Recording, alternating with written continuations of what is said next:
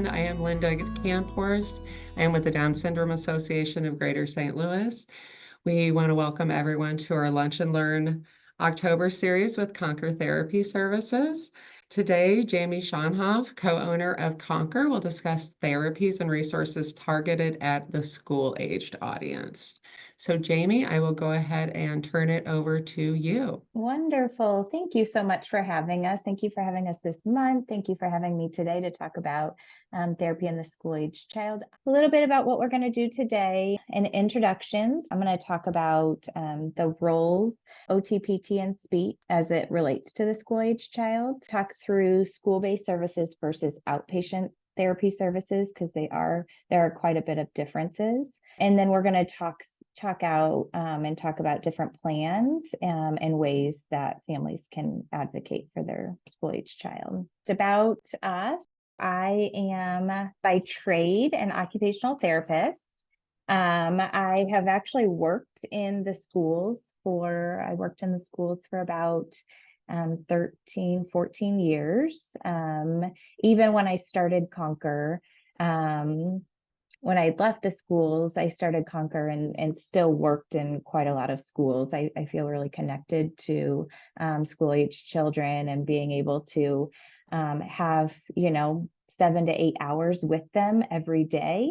So it's something that Conquer really focuses on, but I really have focused on. I've seen clients all the way from birth all the way through adulthood, but have spent quite a lot of my time with kids who are in those school age years. We started Conquer because we felt like there was a gap in the community for therapy services. We felt like there was services that could be done that weren't being done, specifically when it relates to trainings and supporting individuals and their support system. So, in the school setting, it would be not just individually treating a client, but also supporting their families and supporting their teachers and their paras on how to do therapeutic approaches to help them even when we weren't there. In clinic-based or community-based, it's helping families, it's helping aides, it's helping the people who are with clients so that everybody feels empowered to be able to help clients. We are super fortunate to establish a partnership and connection with the DSA of St. Louis.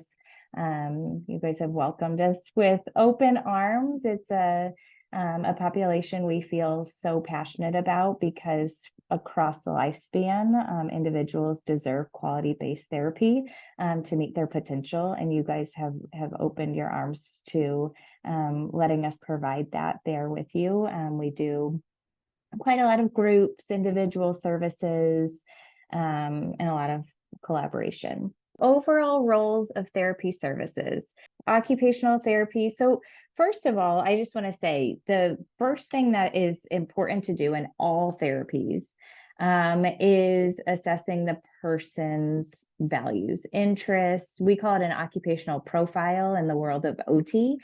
Speech and PT have their own terminology for it, but it's kind of figuring out what is important, what they need to do at that time in their life. The next thing that we do for services is we look to see what are their strengths. And we see, how can we build on those strengths to be able to help them to meet their goals?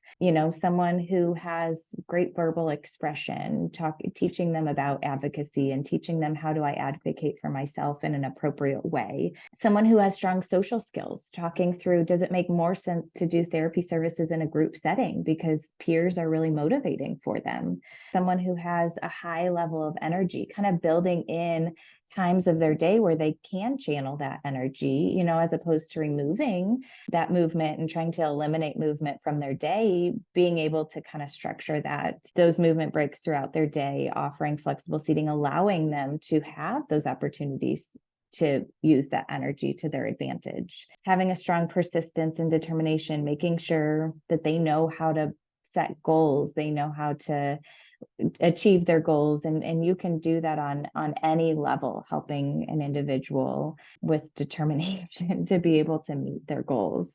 And then we assess barriers that prevent somebody from achieving a goal. That's kind of the last part of that assessment piece that OTPT and speech look at is, okay, what things are keeping them from meeting those goals? And are there specific things that we can do as a team to be able to support them, to be able to meet those goals?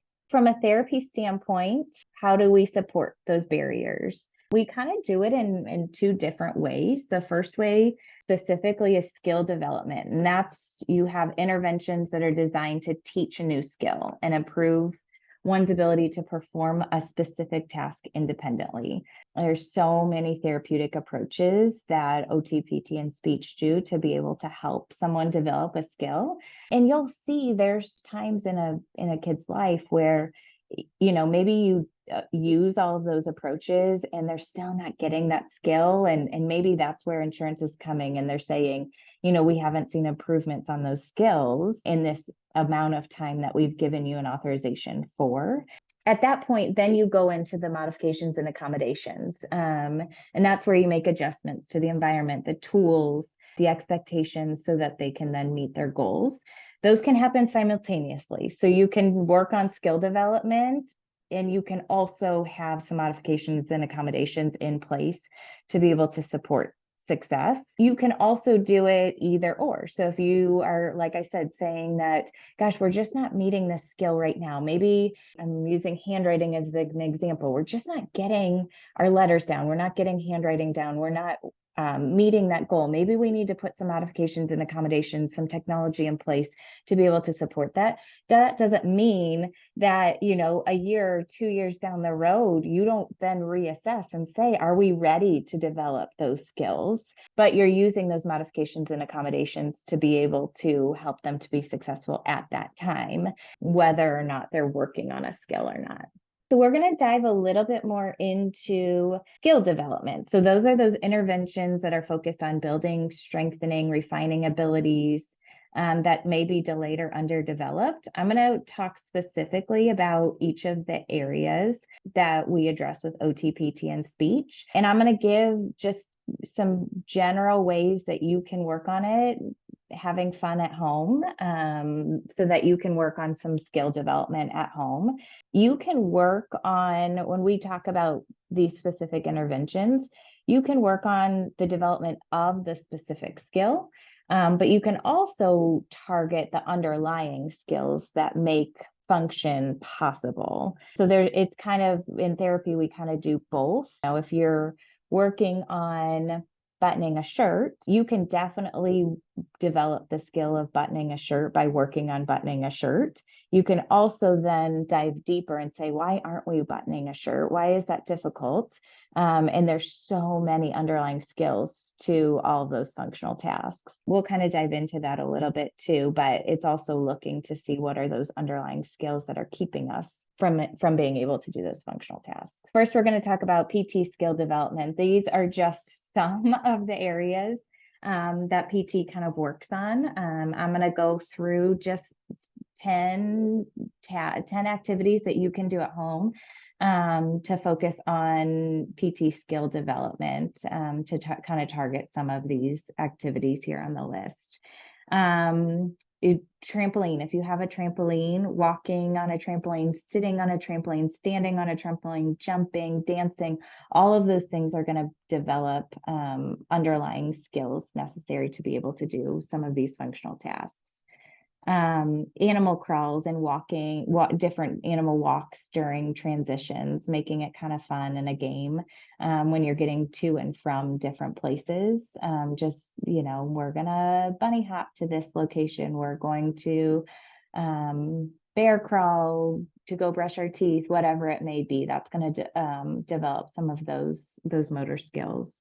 Doing balloon volleyball, that's going to work on your shoulder stability, eye-hand coordination, core strength, developing obstacle courses. So I think at home, a lot of, some fun things you can do is just put a bunch of, cushions down and chairs kind of in the pathways or walkways of your house. So you have to kind of navigate around, over and under. You can crawl, you can walk, you can roll around, all the different obstacles. Having a dance party, it's going to work on coordination and rhythm and movement. Having a scavenger hunt, creating a list of items to find, working on reaching and bending and squatting down will develop some of those underlying movement and motor related skills.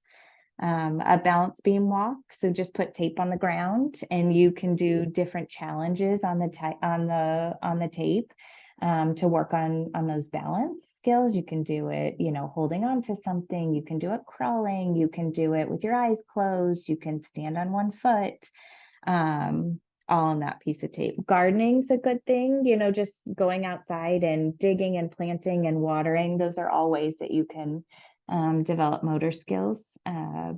Playing Simon Says with various gross motor commands and let them take a turn to be in charge. They can even show you, this is, what I want you to do, and then you can copy that.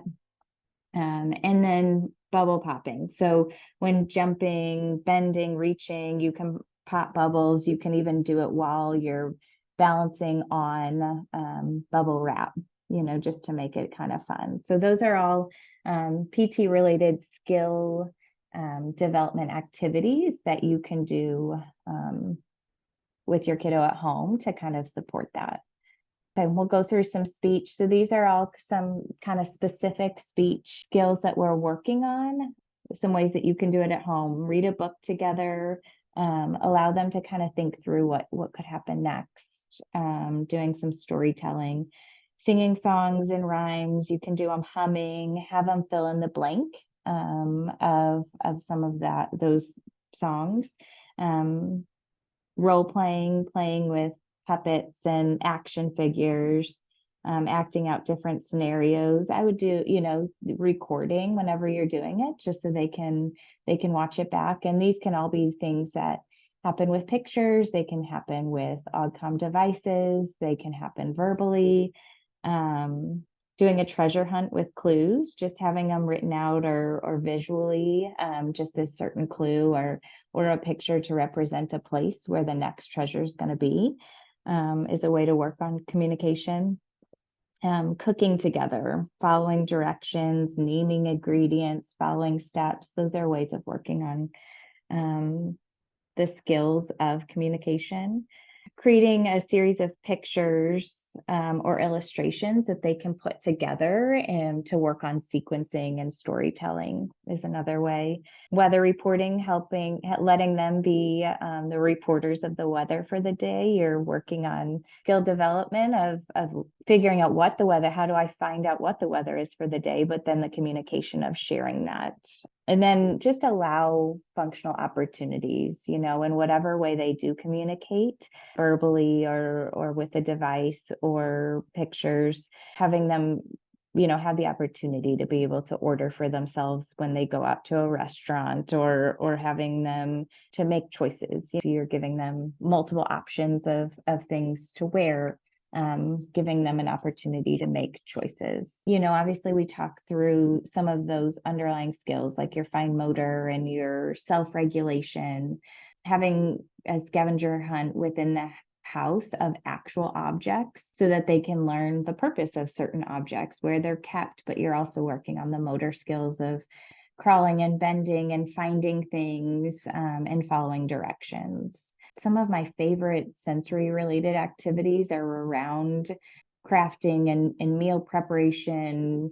With meal prep, you can talk through, how do we make a list of the items that we need? How do we get into the grocery store and find it? Then we have the experiences of actually making something together. There's so many rich sensory experiences that happen with cooking and preparing things. And then you get to use motor skills in order to serve it to your family or your loved ones. Crafting is another great way of incorporating some tactile, visual, and olfactory sensations. There's always different smells and different textures and touches when it comes to crafting different things.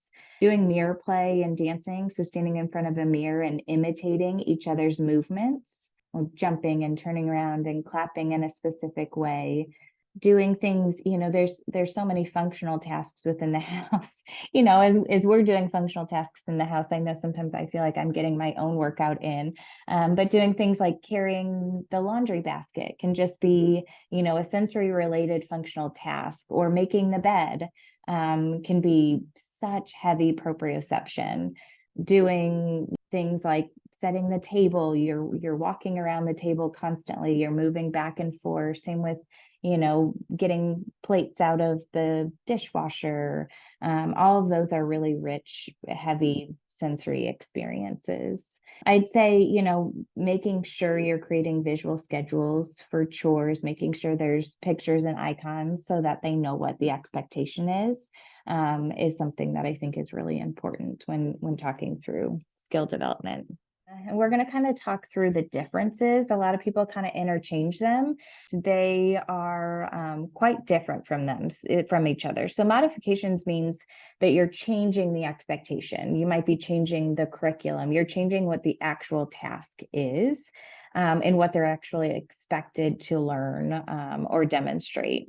Like simplifying an assignment, adjusting what your expectations are for them, teaching maybe different content, or just teaching, a different task for them versus maybe their siblings or friends or peers. Accommodations are changes that help a student access the curriculum without changing the content or the expectations. It's kind of like having a level playing field, having, some examples are having extended time for doing the same curriculum, using assistive technology. So you're doing the same task, but the accommodation is that you're using assistive technology for that task.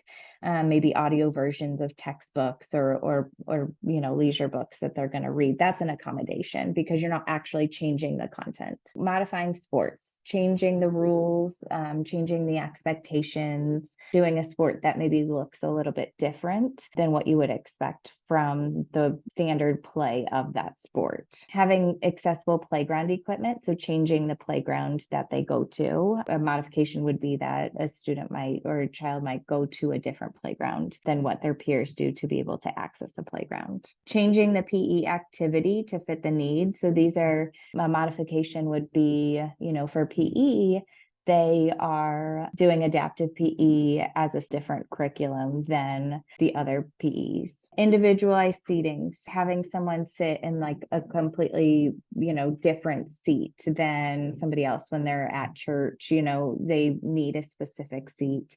Maybe taking a different route. So a modification might be that you take a shorter, simpler route with less stairs, a different walking route when you get somewhere. Adjusting tasks as a whole. You're saying to your child, I'm going to have, instead of doing all of the laundry, I'm just going to expect that you fold the laundry, or I'm just going to expect that you sort the laundry. That would be a modification to the task. And the reason why we're going through these is in really specific terms is that as far as skill development, I think there's so many things that you can do.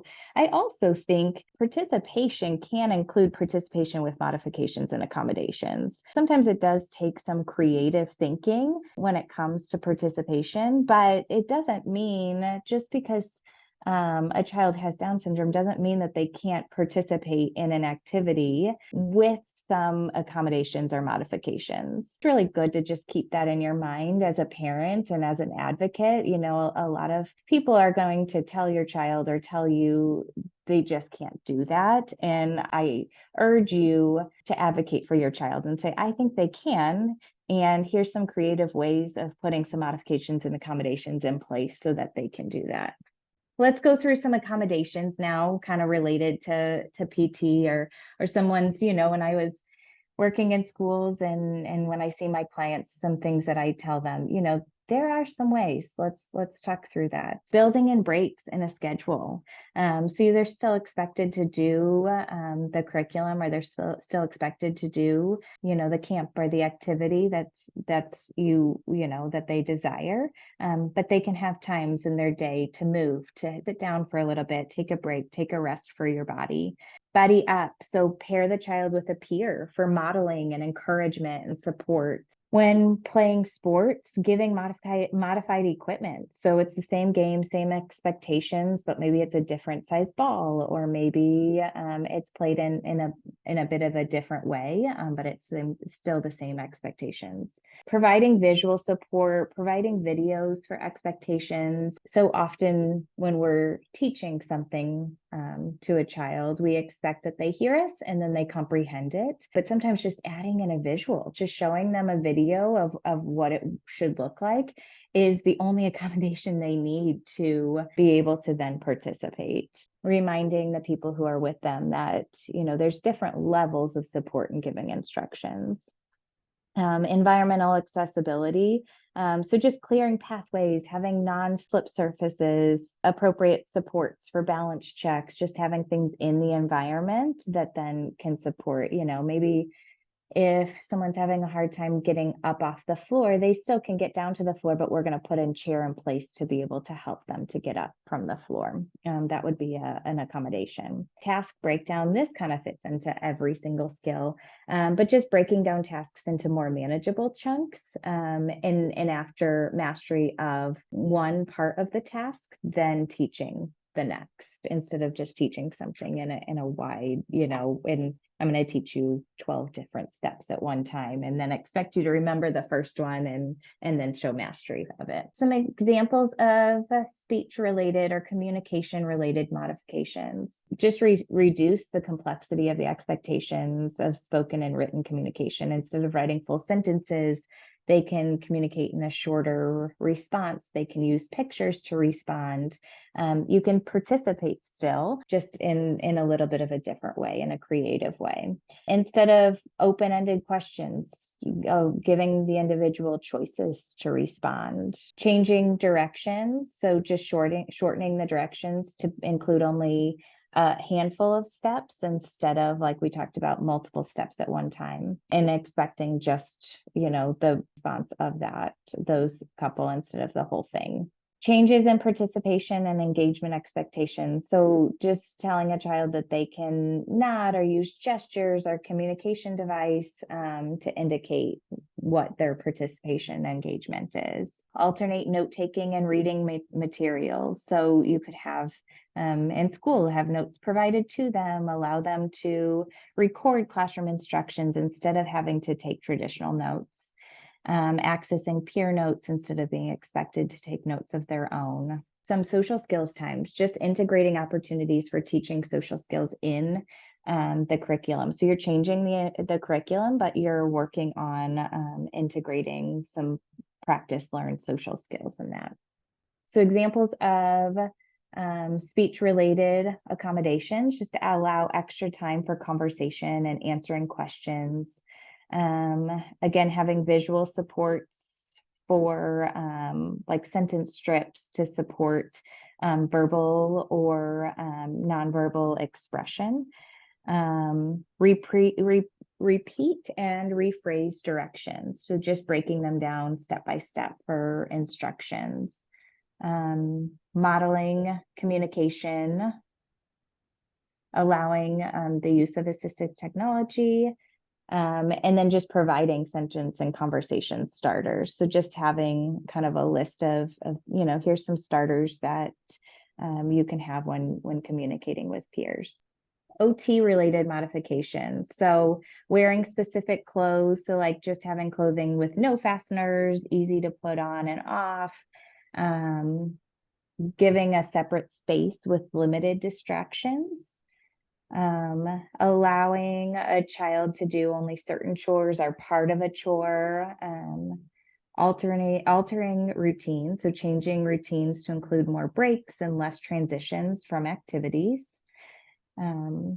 Adjusting expectations for participation, so allow them to engage at a level that's comfortable for them instead of fully participating. And then adjust criteria for assignments to focus on effort and participation instead of outcomes. So again, having kind of a step-by-step visual for tasks like getting dressed and morning routine, providing books at home and at school to limit physical loads, Having adaptive equipment and assistive technology, and easier to hold utensil, grip bowls and plates, straw cups, button hooks, all of those things are great accommodations.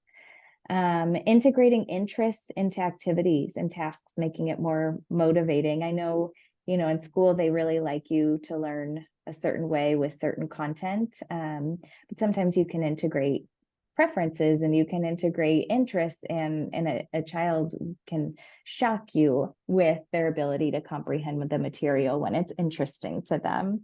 And then giving choice boards, so choosing between multiple acceptable activities, but they're feeling like they have a sense of control and choice in the matter. And then pre-teaching is always so effective, giving them a little time before to understand information that you're going to present to them, or that's going to be presented to a group of people, and then reinforcing for their effort. Here's just a couple quotes for you, because I remind myself all the time about quotes, or about, bringing it back to the importance of individuals and supporting individuals.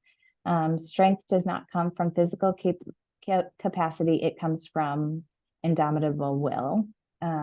Believe you can, and you're halfway there.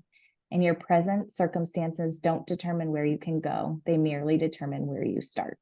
And I think it's important to remind ourselves that if there is a will, there's a way. I think we are support systems that can sometimes get in the way of individuals meeting their fullest potential. And sometimes it takes us being creative to find, where that way is. School-based versus outpatient therapies. School-based therapy work specific has to be related to their education. So that can be a little bit limited on, sometimes there might be some things that your school-based therapy might say, this isn't impacting their education. I can see that there's a delay here, or there's something going on here, but it's not impacting their school. It's not to say that that individual doesn't need therapy, but the school just isn't going to cover it. And it sounds like you guys have sought out additional therapy services, but I just wanted to put that reminder out there, because I think some people don't quite understand that, they're two different services.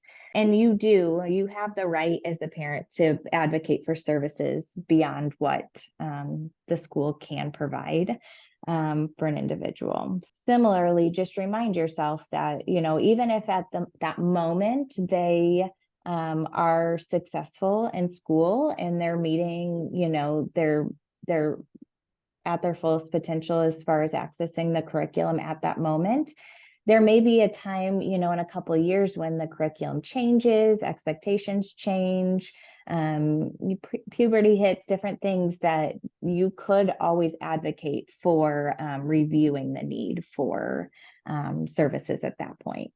There definitely are different plans as far as services go. Your eligibility for an IEP versus a 504 plan.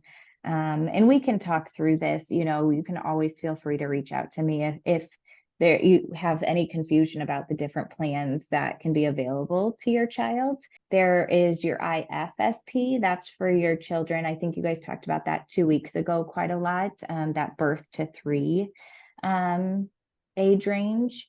You have your ISP, and that's for individuals who are 16 and over. And you can request them to come to your IEP meetings, your service coordinator for your ISP. You have your individualized treatment plan. Some of these can kind of overlap with each other, but you definitely have a right to having various levels of treatment plan, sometimes determined by age. Important to keep lines of communication open between your different therapists that are within the different plans. Remember, as a parent, you are the expert on your child. Your insights are invaluable for shaping their journey.